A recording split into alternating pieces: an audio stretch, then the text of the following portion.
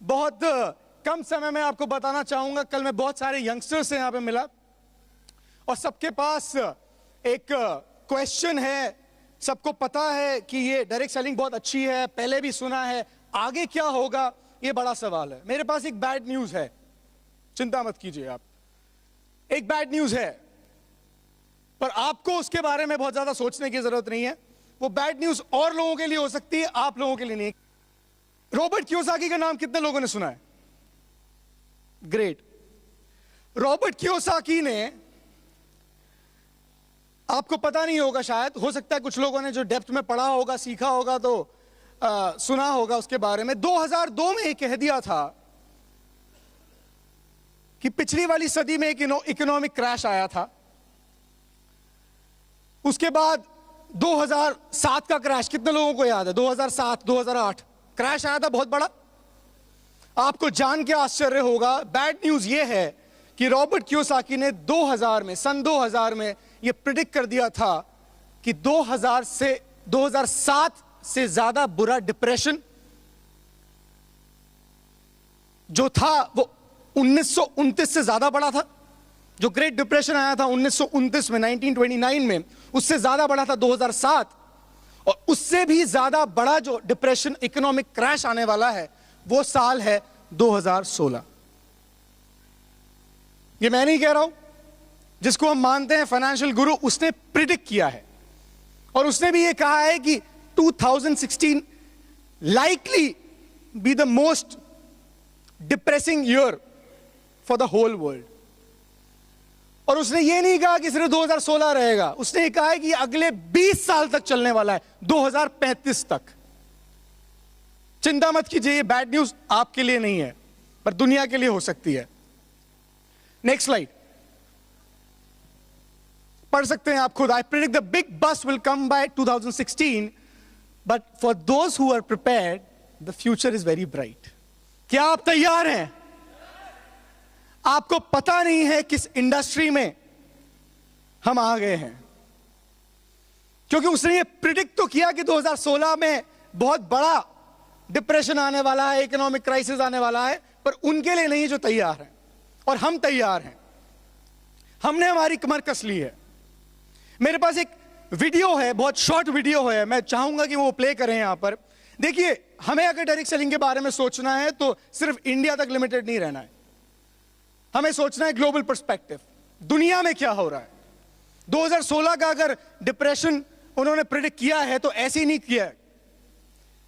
कई सारे इकोनॉमिस्ट ये बोल चुके हैं कि लोग बोलते हैं चाइना की सदी होने वाली है, अगली सदी, ये वाली सदी 21 सेंचुरी इंडिया की होने वाली है। इंडिया तो बहुत अच्छी पोजीशन पर है, इंडिया वालों को चिंता करने की जरूरत नहीं है, पर चाइना ऑलरेडी डाउन है।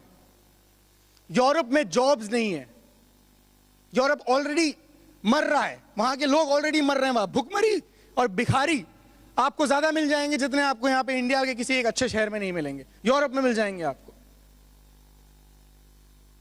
जापान डाउन है। और सबसे इंपॉर्टेंट जो इकोनॉमिस्ट कहते हैं वो ये कहते हैं कि चाइना जब तक ग्रो होगा वहां की जनता तब तक बूढ़ी हो जाएगी। आपको पता है, अगर आप न्यूज देखते हैं तो उसमें आया होगा चाइना में एक बच्चे की पॉलिसी थी, एक बच्चे से ज्यादा नहीं कर सकते थे। चाइना बूढ़ा ना हो जाए इसलिए चाइना ने पॉलिसी बदल के 2 बच्चों की कर दी है।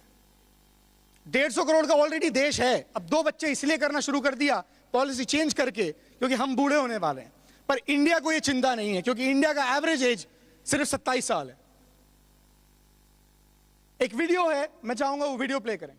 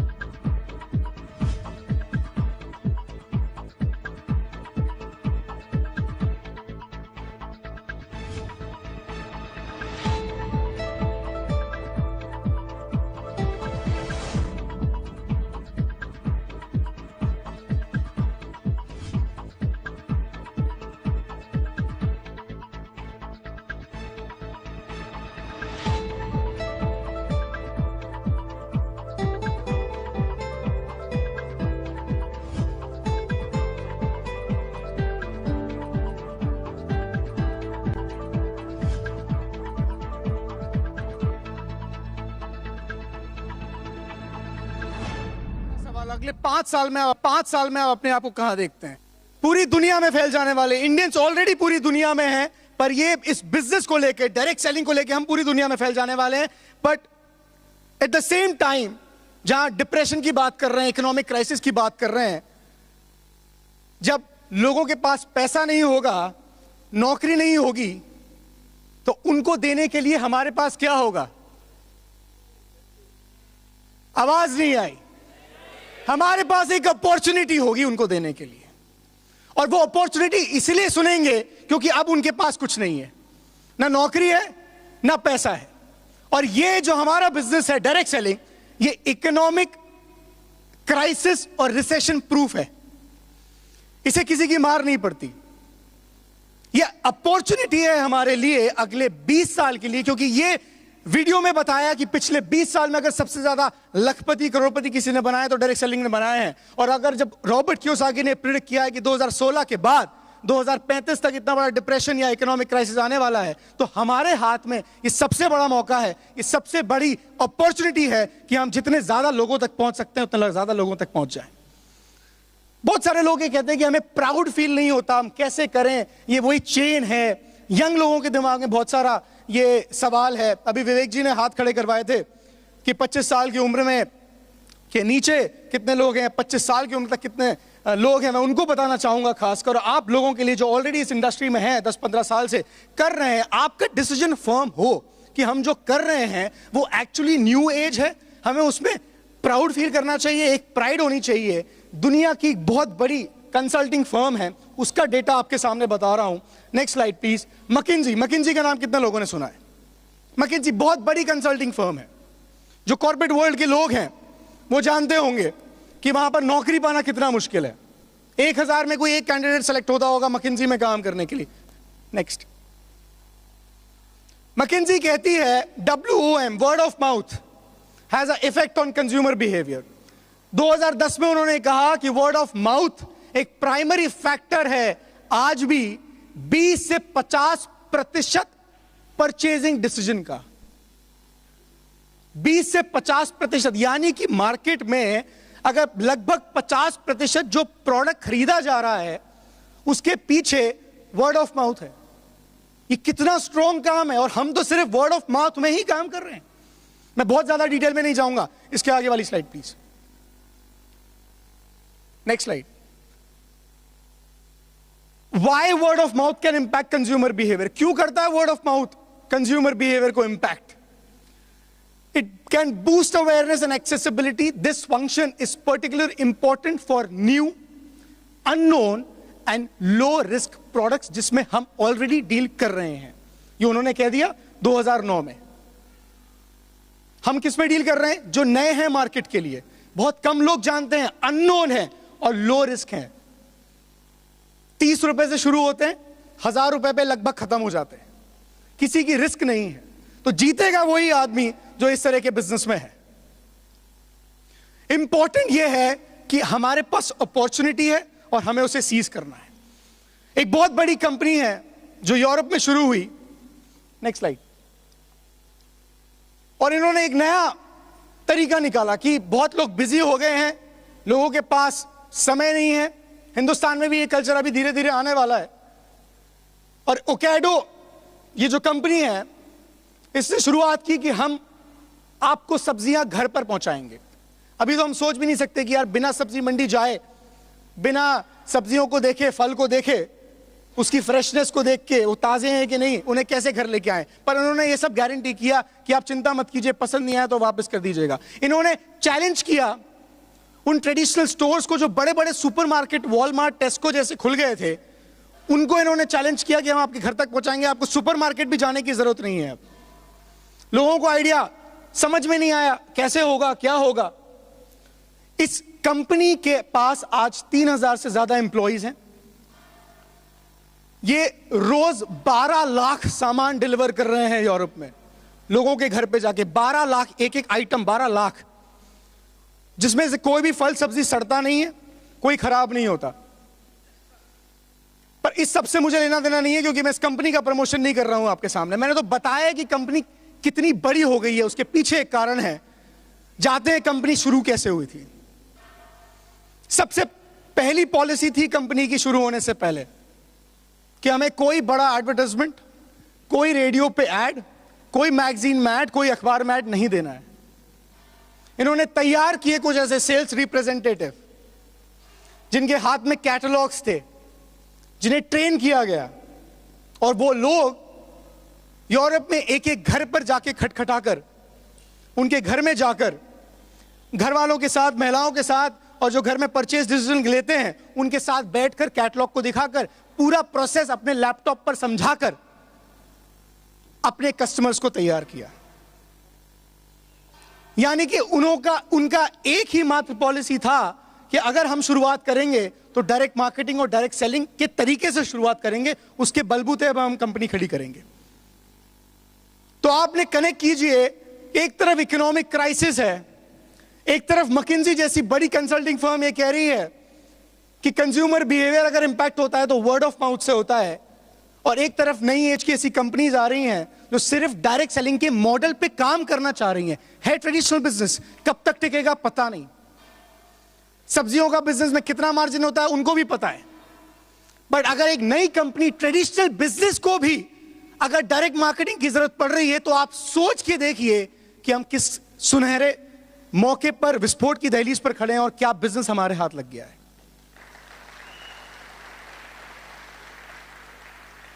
ज्यादा मेरे पास समय नहीं है, मैं बस एक आपके पास बात कहना चाहता हूं, समअप करूंगा अपनी बात को। हमें वो मेढक बनना पड़ेगा जिसने उबलते पानी में जिसे डाला गया और उसने तुरंत जम कर लिया। हम वो ना बन जाएं गलती से कि रेवोल्यूशन तो आ रहा है डायरेक्ट सेलिंग का, रेवोल्यूशन आ रहा है वर्ड ऑफ माउथ मार्केटिंग का, और हम वो मेढक बन जाएं कि जिसका धीरे धीरे टेम्परेचर बढ़ाया जा रहा है पानी का, और वो एडजस्ट करता जा रहा है। एक समय ऐसा आया कि वो उबल गया और वो मर गया। हमें अपॉर्चुनिटी देखनी है और एक्शन लेना है। हमें अपॉर्चुनिटी देख के तुरंत एक्शन लेना है। मेरे पास ये 10 का नोट है, कौन आदमी ऐसा है जो मुझे 1 रुपया देके ये 10 का नोट लेना चाहता है?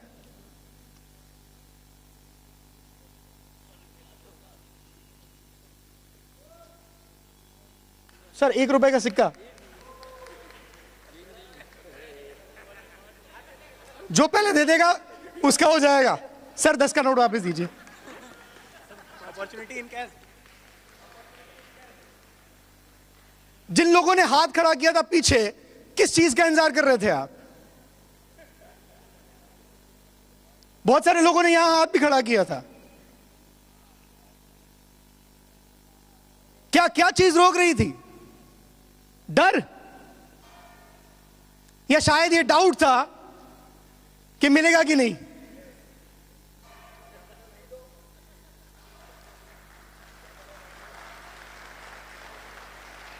जो व्यक्ति मुझे 1 रुपए का सिक्का देकर 10 रुपए का नोट लेके गया, उन्हें कितना फायदा हुआ? 900% का 900% का फायदा हुआ।